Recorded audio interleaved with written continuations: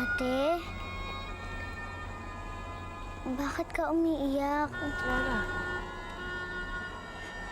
Inay. Mami. Ikinasal na ho si Almiro. Ha? Abay, paano nangyari yun? Kung kailan lang magkasama kayo Hindi ko rin po. Hindi rin po makapaniwala, Inay. Pero totoo po yun. Iniwan na po ako ni Almiro. At nagpakasal na po siya sa iba. Paano mo nalaman, ate? May ipinadala si Bawana. At ipinakita na sa akin ang kasal nila. Clara, baka naman hindi totoo yun. Baka pinapasakitan ka lang. Sana nga, Inay. Sana.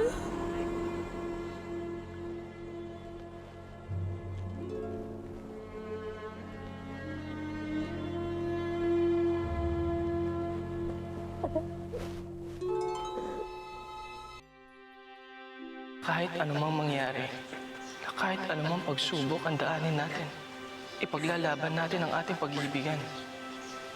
Nandito ako ngayon, Lara. Nangangakong babalikan kita.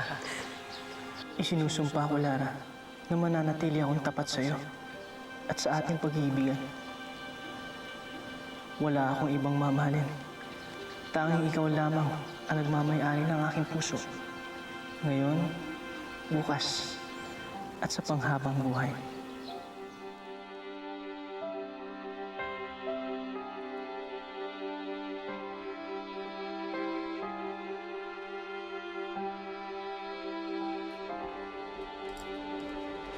Lara, tanghali na. Hindi ka pa kumakain. Lalo kami nag-aalala niyan sa'yo Oo nga, Lara. Ang tagal mo nang di lumalabas dito sa kwarto mo. Paulit-ulit sa utak ko ang kasal ni Almiro at Bawana. Ang sakit. Ang sakit-sakit po. Gusto mo makausap si Almiro.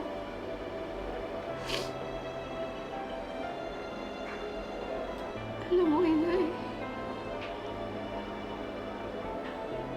kung ano mas masakit. Nagtiwala at naniwala ako kay Almiro.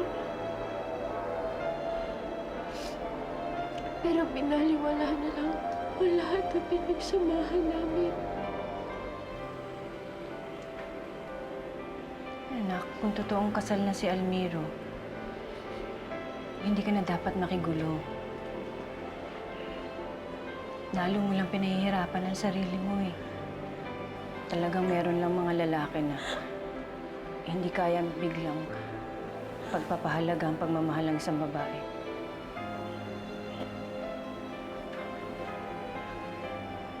Tulad ng itay mo.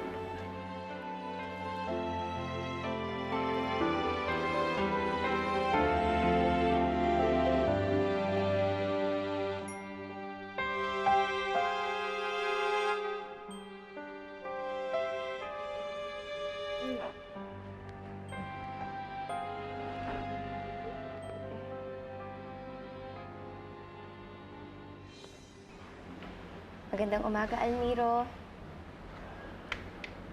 Mag-almusal na tayo. Ako naghanda nito. Salamat. Pero wala akong gana.